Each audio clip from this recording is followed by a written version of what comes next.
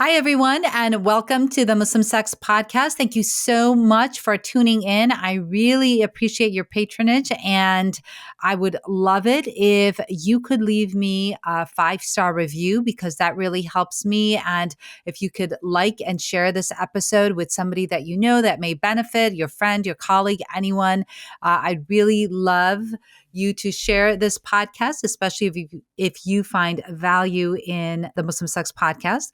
Also, I'd love for you to subscribe to my YouTube channel and follow me on all my social media. Also, as you probably know, if you've been listening to this podcast, is that I have a practice that is now open in Chappaqua, New York. I see patients for menopause and sexual health, as well as regular gynecology. So if you are looking for a gynecologist that actually spends time with you, that has time to listen to you, then I would invite you to come and see me in my practice, and I'd be more than happy to take care of you. So make sure if you live in the New York area, or even if you don't, come and see me in my office. I'd love to meet you.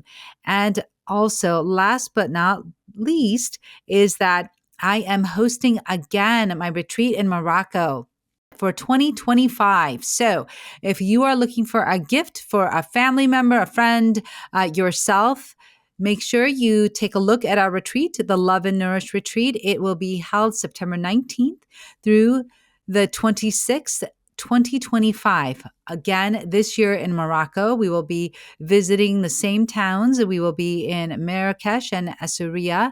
And as always, we will be providing information and lectures on menopause, perimenopause, nutrition, and also going for cooking classes as well as excursions. So don't miss out. I know a lot of people were sad when they missed out this past year on the Morocco retreat. So make sure that you go and visit the Love and Nourish Retreat hosted by Caria Retreats. And now onto the episode. I am an American board certified OBGYN, a mom, a Muslim, and I'm talking about sex. This is the Muslim Sex Podcast. Welcome to the Muslim Sex Podcast. I'm your host, Dr. Sadaf, and this episode is everything you need to know about self-care and healing after trauma. So before we get into the episode, a few things I want to make clear is that we are not giving any type of medical advice. If you have any questions about trauma or how to move past trauma, definitely seek a healthcare provider and or a therapist. And definitely, I'm not giving any advice on religion. So if you have any questions about your religion, please feel free to contact your friendly neighborhood religious leader. This is the Muslim Sex Podcast because I just happen to be a Muslim woman that talks about sex. So I am super excited to have on with me again, Dr. Rashmi Schramm.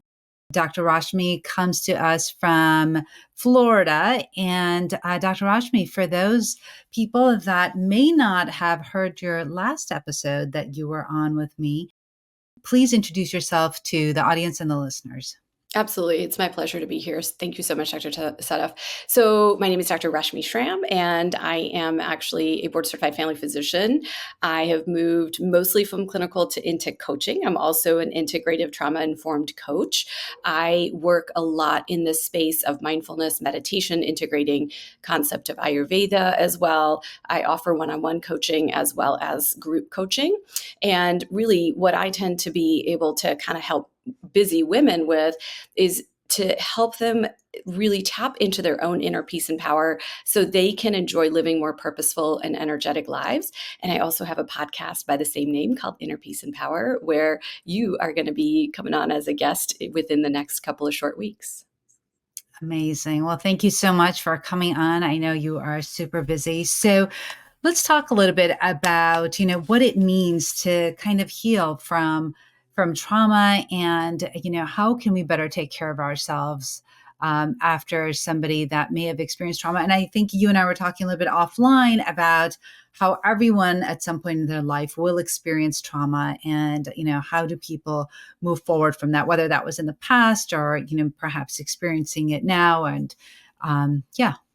Absolutely. So, first of all, I think this idea of trauma sometimes creates the idea that perhaps we're victims. And I want to really dispel that first and foremost, right?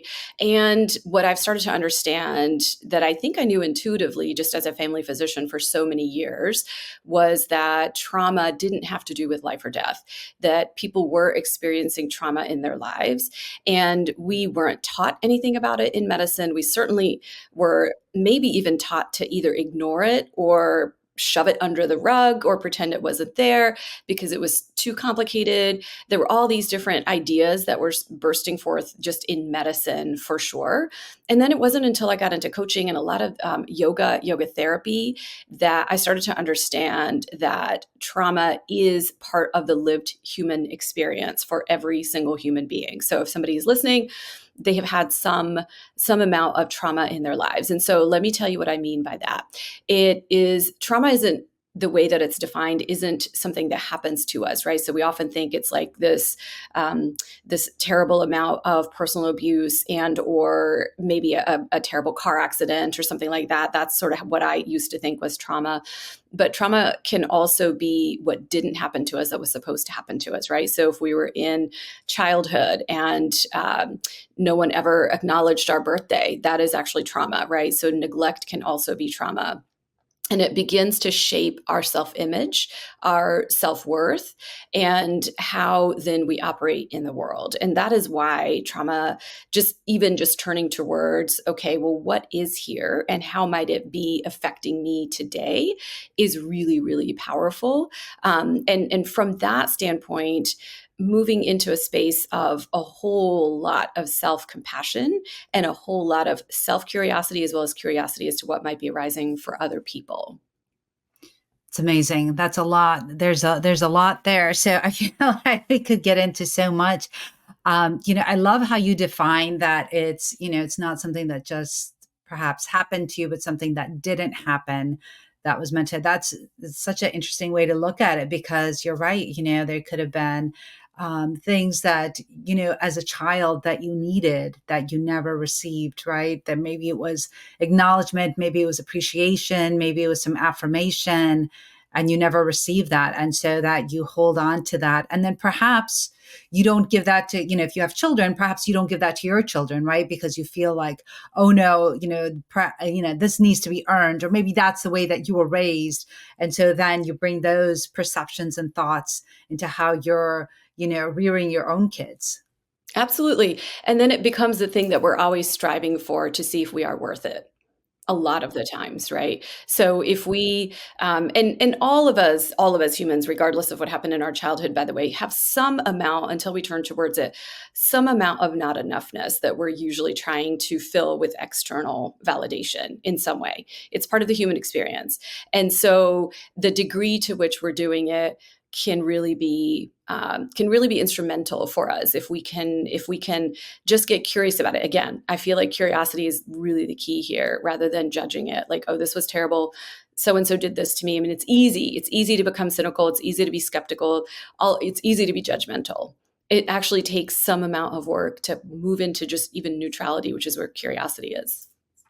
Yeah, so that's so fantastic. I wonder if you could just take us through, like, how does somebody become curious, right? How do they become curious about what has happened without feeling, say, perhaps angry or resentful, or, all of these negative emotions? I love how you say we have to come to neutrality. And I think that is so true about so many things, right? That we have negative experiences with, even when it comes to sex negativity, right? You have to come to a space of sex neutrality before you can even come to sex positivity. So, maybe you can help the listeners. And even, I'd love to know, how do you go into a place of curiosity after, you've experienced something that was perhaps negative? Absolutely. So let's maybe move into this realm where, because we're on the Muslim sex podcast, maybe let's talk about sex negativity, for example. Yeah. If Yeah. someone was raised in that culture, and that is a vast majority of human beings, especially if they identify as women, they were definitely in some way, shape, or form associated with either shame or blame or, of that sort, right?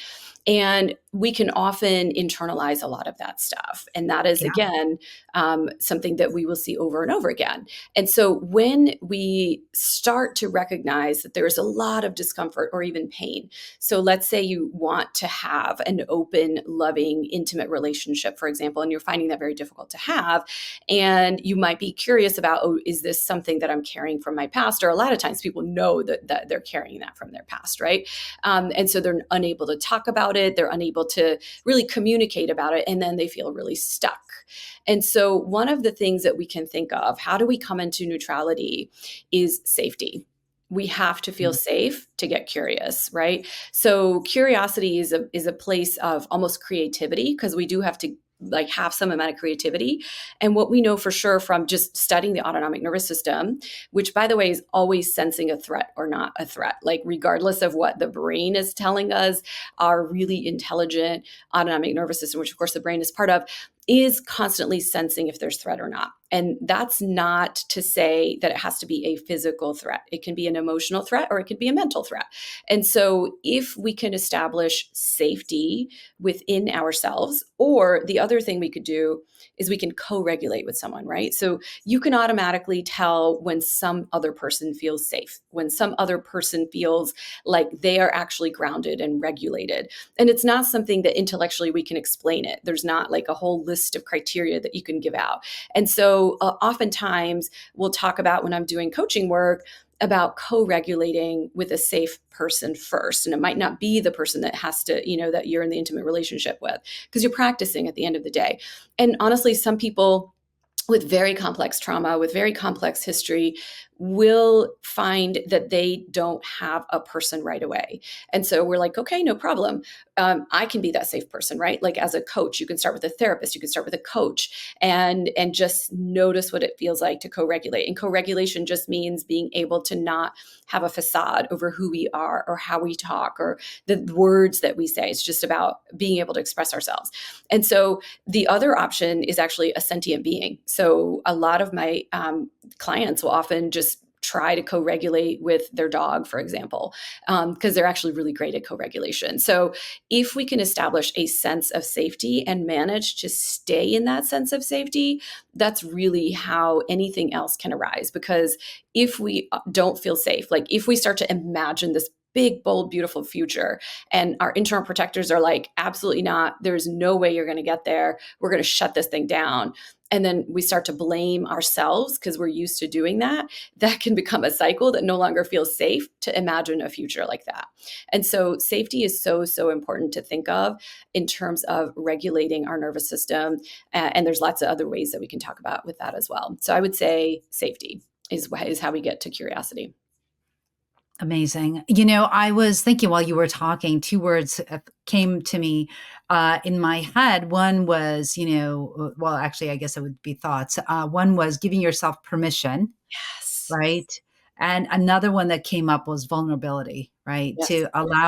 To allow yourself to be that naked in front of somebody, right? Right. Whether it's we're talking about the actual, physical, or even just the idea of just being so raw and, letting your guard down. That takes a lot of courage. And I think that, that's all hard for a lot of people. But definitely, I think that, to get to that point of safety where you feel safe enough with somebody else, like you were saying, to co regulate, I think you definitely have to look at your own thoughts, and then you have to give yourself that permission to do that.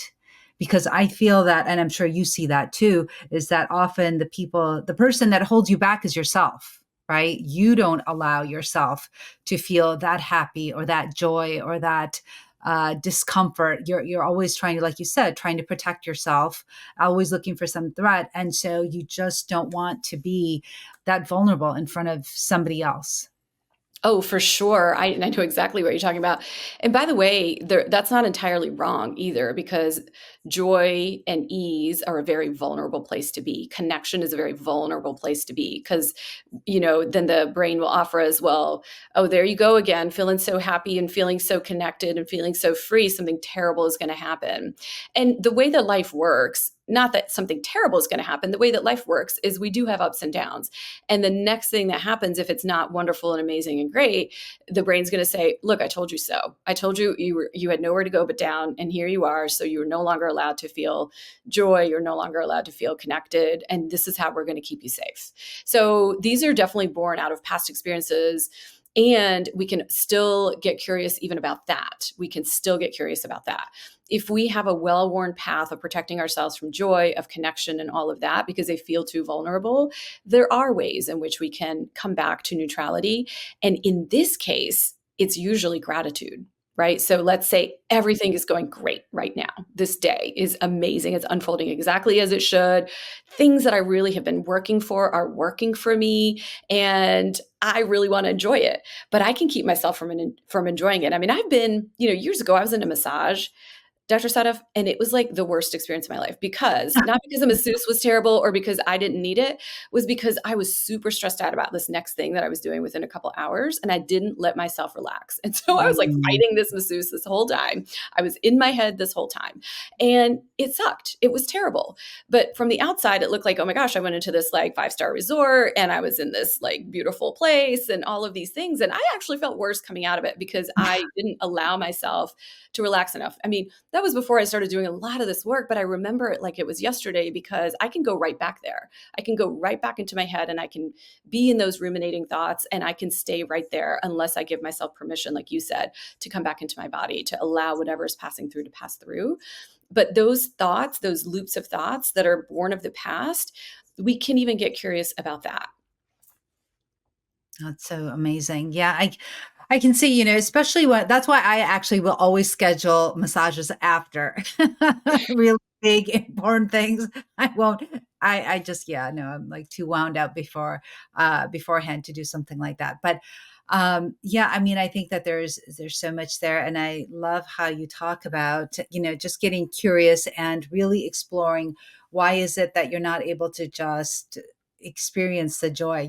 I went to this talk just on Friday, and it was in the city, whatever. And the one of the women that was talking about how um, to not enjoy every win, and which I thought was really interesting the way that she looked at it. She said, "Don't let yourself get so high that then you go so low, but always try to find like a median." And I thought that was really interesting because I've never, like we're part of this coaching program and, we always celebrate our wins and this and that because it allows us to move forward even when we have those really rough days. But then, this woman was saying like, don't get too high because then right after that big high, you crash down and then you're like, wow, this really sucks. I'm really sad because I just had this major high and now I'm really low because I have nothing to look forward to. What do you think about that? I mean, I'm curious as to the context that it was in. And so I'm not sure, but maybe she's talking about this idea of like equanimity, which is, not being attached to things that we really want and also not trying to avoid things that we really don't want because attachment and avoidance are one of the fastest ways in which we can find a lot of suffering in this life, right? So if I become attached to the idea that I can only have these amazing wins, then the opposite of that is avoidance, that I'm always going to avoid not feeling great, which is totally not what life is about. Life is about moving through and flowing through both pain and pleasure. It is not just the attachment to pleasure, for example. And by pleasure, I don't mean just pleasure, but the sense of expansion, the sense of, I've won this or that.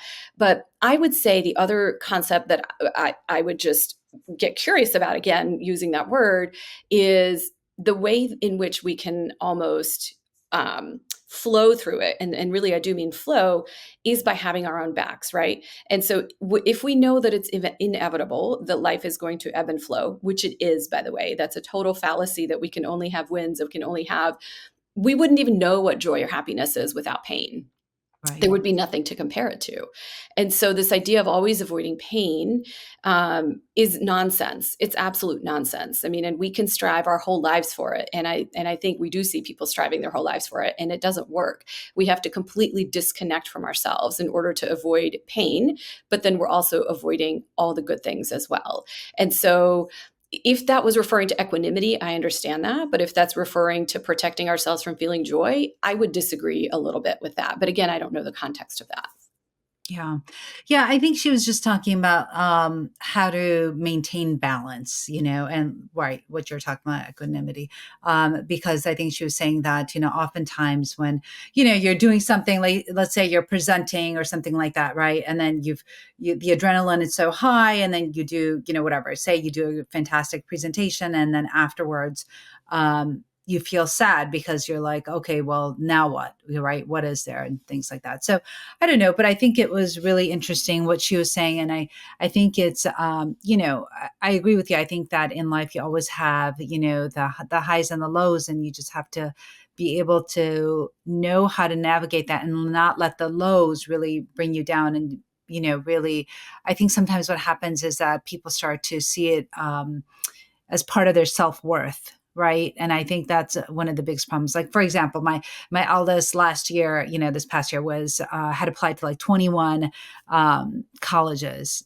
And once he started getting those rejections, boy, that was tough, right? And then he started to make it about himself, like, oh, maybe I'm not good enough, maybe. And I think that that's where the problem was, is that he started to equate not getting into a school by to his self-worth, which obviously we know is not true, but that's what he started to do. And I think a lot of us tend to do that, right? If we see things that are not going our way, we start to equate that with, well, perhaps I'm just not worthy, or whatever, all these negative thoughts. And so what do you tell people when they start to do that? Yeah. And by the way, it's probably not just him. He didn't probably make this up because, I've got kids in college too. He's heard that from society, right? And what will happen when we hear things like that, and it doesn't even have to be directly at him, it can just be a passing thought, it can be a passing conversation, right? And oftentimes, don't forget too, Dr. Sadaf, that like I tend to see parents' worth being tied to their kids' achievements Yes. as well. So none of us are making this up. It is absolutely true, right? It's in that society expects these things of us. So just noticing and validating that we didn't just make this up, that society has told us this, that we have been conditioned for it, is always the first step, right? Because that's awareness, is like, oh, I didn't just make this up. Like, I've actually heard other people say this over and over again, and I believed it to be true. So Yeah. that's awareness. That's really how we can come to that. And then we can decide to the degree with which we are tied or tethered to external validation.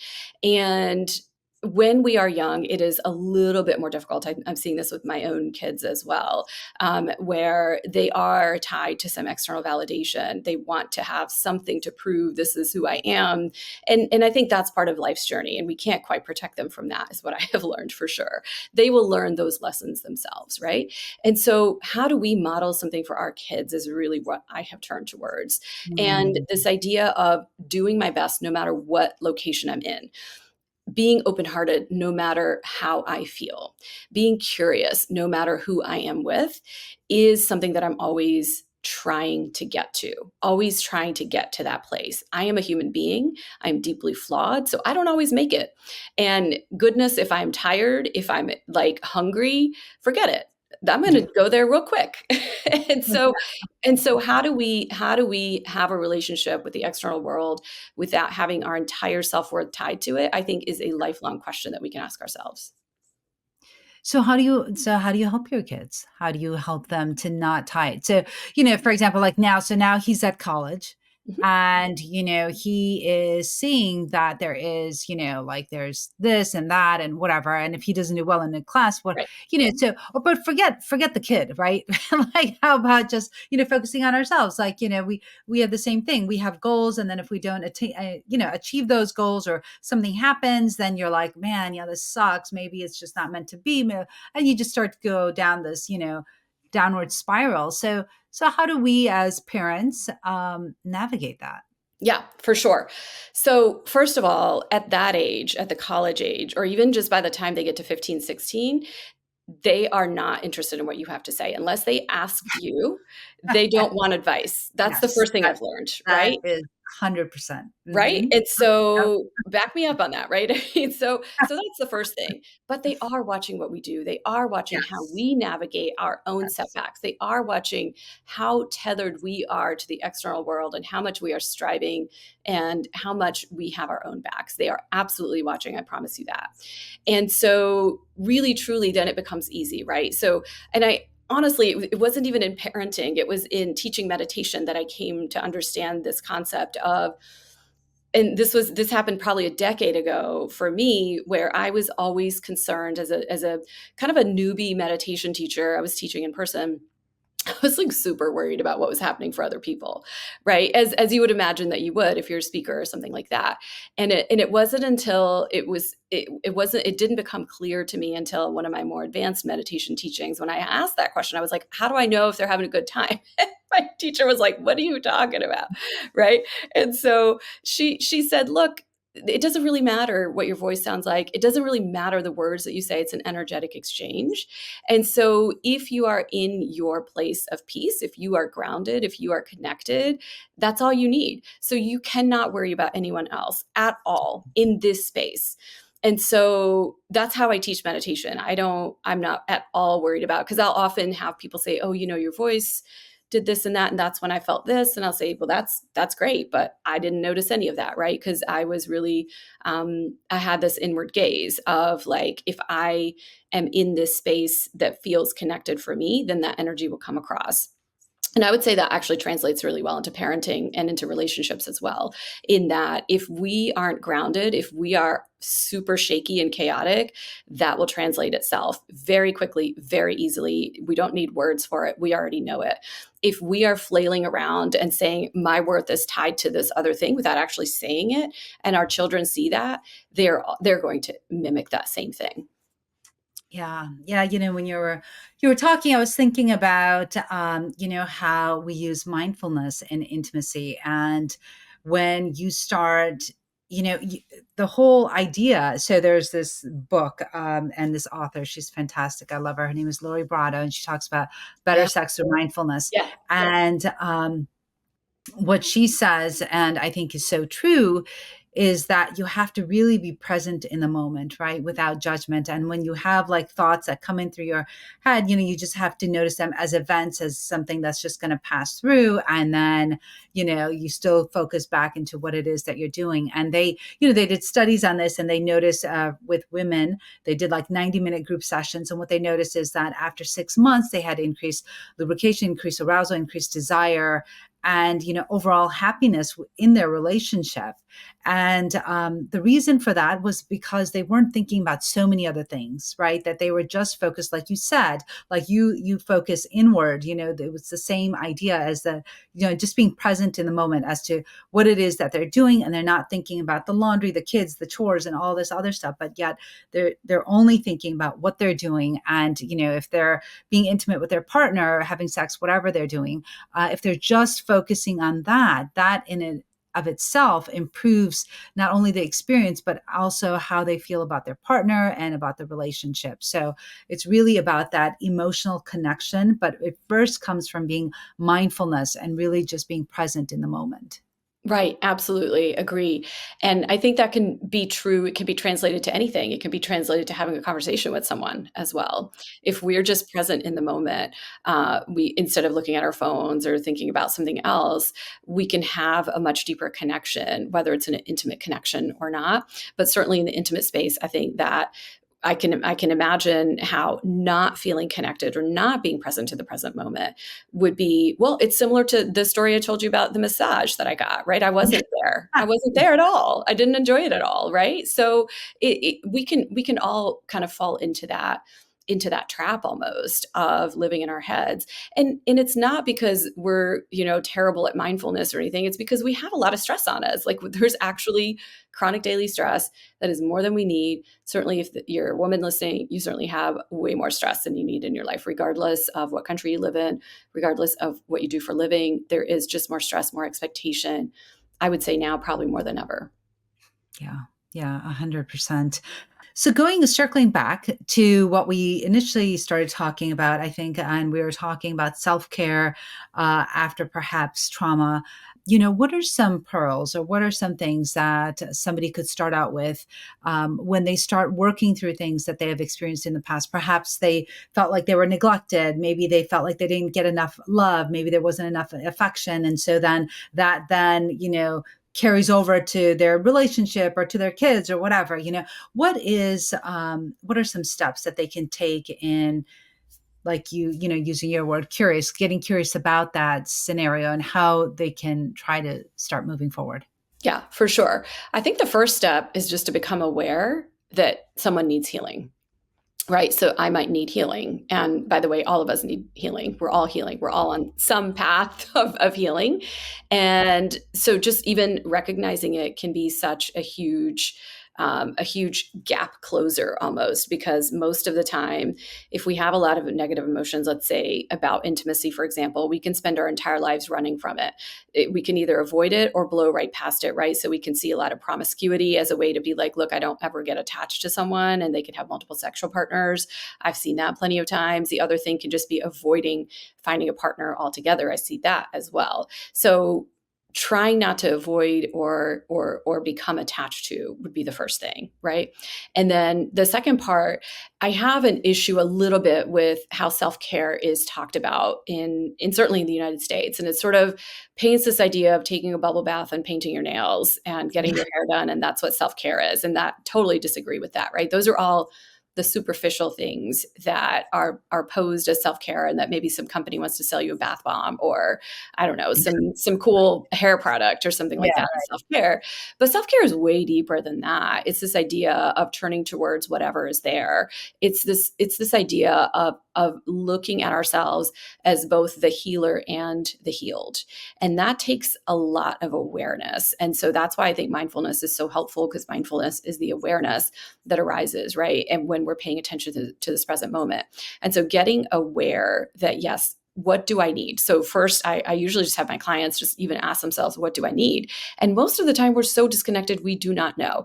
But we start small. Maybe it's a glass of water. Maybe even drink water all day long. Maybe it's a glass of water. That could be self-care, right? Maybe it's a little bit of rest that you can schedule at some point. Maybe not today if you don't have the time, but is there some time that you can block off? So self-care looks like rest. It looks like, am I taking care of my physical body? It also just looks like giving ourselves permission to invest in ourselves, because there's that word permission again. You and I talked about that already. And so the truth is, literally no one on this planet is going to give you permission or me permission to invest in ourselves. And in fact, it's very counterculture to invest in ourselves. So what does that look like for this person, right?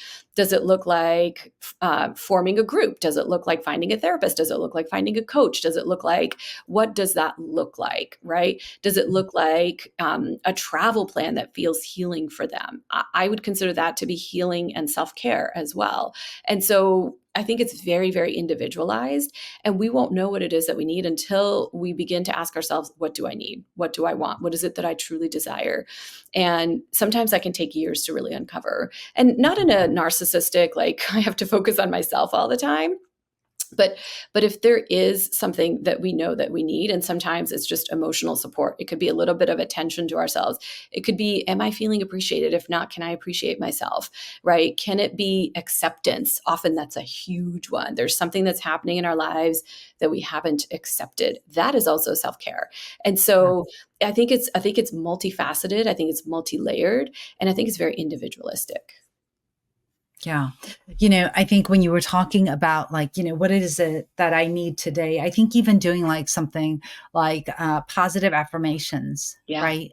Could be something that if you've had a really rough day or if you had a presentation that didn't go as well, instead of knocking yourself down and making yourself feel worse, right? Because we do such a good job of that, is maybe saying that your affirmations at that time, because maybe that might be what you need. Maybe, not looking to others for affirmation or not looking to others to tell you what you need, but maybe saying it to yourself. Absolutely. Absolutely. That I love that. Yeah. And really remembering that the affirmations that someone creates can be very specific to them, right? So it doesn't have to be something that someone else created for you, and it can be just as simple as putting your hand on your heart and saying, this feels hard. This is a moment of pain, and I'm here for you. I mean, that right there can bring us down from a huge sympathetic fight or flight directly back into at least a little bit of regulation. Is just recognizing and hand on heart and saying, this feels hard. This feels really hard. This feels like a lot of pain. And I've got this. I've got you. Yeah, that's fantastic. I was just thinking about like when people go through loss, right? Right. When they lose somebody, I think that is something that you probably need to say to yourself, right? Is Right. that this is something that's very difficult, or it could be any kind of loss. It could be the Right. loss of a loved one, but it could be a loss of maybe even a job, right? Maybe something that was really important to you that you lost, and then you give yourself permission to grieve it, right? Which is often, I think, a lot of times we don't allow ourselves to just grieve things, so because we just don't want to feel that hurt, and so we just want to keep trying to move on, move on, move on. But I feel like if you don't allow yourself to experience those emotions, that they come back anyways, right? Sometimes when you're not even expecting it, they show up anyways because you never allowed yourself to experience that. That's right. That's exactly right. What is it? That saying, I think it's grief is patient. it will find it will find you. And there's no, like, I love how when I kind of studied grief as as a physician, as you and I would have studied it, it's like 6 months. If it's more than 6 months, and you put them on an SSRI. Like, that's not how that works. Who am I to decide how long they get to grieve as a physician? Right, They right. get to decide, and they get to have a relationship with that grief. And if we don't, like you said, give ourselves permission to at least allow that to pass through us, then it will find us. It will find us no matter where we are. And so then we can really spend the rest of our lives running from it, which is kind of a miserable way to live as well. Yeah. Yeah. Yeah, absolutely. Absolutely. So, I love this conversation. So just a few last pearls. I don't know if you have any that you want to tell our listeners, and, we'd love to hear more from you, but any last parting like pearls or anything like that that you would love to, that you'd like to leave the listeners with? Yeah, for sure. So first of all, congratulations on just being in the audience, because I know Dr. Sadaf delivers like really high quality experiences, stories, and information to you. So I'm really glad that you guys are here. Secondarily, I would just say bring in some self compassion. If that's the only practice that you want to have, whether it's in an intimate relationship or not, for yourself, self compassion is this idea of having our own backs. It's this idea of being soft with ourselves that can lead us to really great achievements, actually. And so bringing in a sense of internal curiosity and compassion for yourself would be a huge pearl that I would leave you with. And then if this resonated with you, come listen to Inner Peace and Power. We talk a lot about how we can find our own inner peace, how we can tap into our own inner power, regardless of what's happening on the external world, because goodness knows there's a good bit of turbulence, chaos that can be happening at any time in the world. And so being untethered from that as a way for us to connect ourselves so that we can do meaningful work in this world. Yeah, I love that. I think I know I just asked you to kind of tell us a few pearls, but when you were talking about that, I was thinking about self-compassion, right? So many times we just don't show ourselves that compassion at all. And I think that, kids as they're growing up, it's not something definitely that I learned at all growing up. I didn't even know what that was like that. I understood that I just had to work hard.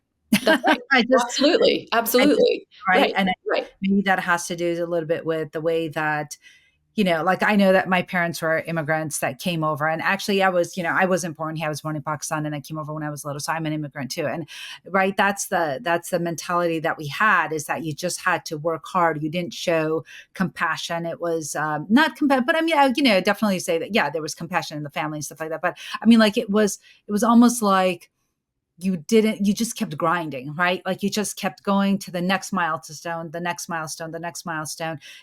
And I even think that like in our residencies, like I say this all the time, OB is by far, I think, like one of the most toxic residencies ever. I mean, Yeah. it is. And I don't know, it's so interesting, right? Because here we are caring for women, and we're compassionate and really caring to the women, but yet to ourselves, right, we're very like toxic and really like cutthroat, and the residency is tough, and if you ask for help, that's a sign of weakness, and you just got to keep going, and it's like we never stop to show compassion to ourselves. I mean, I remember when one of my co-residents was pregnant with twins, right? We had no idea. None of us were like, pregnant before, none of us. And, poor thing would show up to like morning report, like all tired and falling asleep during the lectures. And I remember making fun of her and being like, ha ha, look at her fall asleep during lecture. And then honestly, after I had kids, I went and I apologized to her. I said, I am so sorry. And so we are still really good friends. I said, I'm so sorry for making fun of you. I mean, I said, I had no idea. I was so naive to, sit there and laugh at somebody that had twins, right? And it was just the culture. I mean, we were just so I don't remember us ever being like really compassionate to each other, right? Like it was just if you needed help, you weren't, you just weren't maybe cut out for to be an OB, right? It was just that toxic. For sure. And I would say the same toxicity actually exists in family medicine. You wouldn't think that it would, but it absolutely exists in family medicine as well. And it exists even more so, I found, as an attending, especially Wow. when I was pregnant as an attending. There was a load of toxicity, absolute trauma with each of my pregnancies and postpartum and all of that other stuff as well. It is Wow. medicine is a toxic culture. And It so when is. I talk about compassion, it's counterculture to medicine, which is Correct. insane because we are supposed to be so compassionate with our patients and yet Right. beat ourselves and everyone else around us up.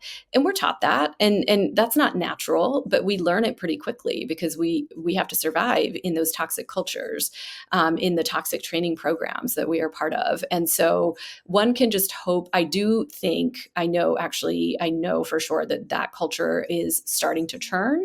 I think there is some talk of ease, of softness, of being able to turn towards ourselves, but it has to start with leadership, and it has to start with compassionate leadership. And change, certainly change in medicine takes a huge amount of time. But yes, I don't know that you're going to find someone who didn't have some amount of trauma and toxicity during their medical training, whether it's peds, family medicine, derm. I mean, they all had it. They all had it. And so I Wow. think just if you listen, if you're not a physician listening, have a lot of compassion for your physician, is what I would tell you. Yeah, you're right, because they went through a lot of crap. I Right. mean, it's so true. We just go through so much and we don't even realize it, right? Like at the Right. time you're just doing it, you're just going through the motions. You're just trying to survive your residency. And And you're just even attending hood, I remember literally I passed a kidney stone while I was seeing a patient. Like I was oh my literally in God. tears crying and the man did not notice. I'm like typing out his note and then I had to like literally go lay down and my manager took me to the ER. I didn't know what was going on. But like that's how we're conditioned. We're conditioned for that. And this thing was huge. Yeah. Isn't that It awful? was Isn't yes. that awful? Yes, That but I that didn't you think twice. I would never have called out from work ever, and I was like, I'll die at work before I call out yeah. from work."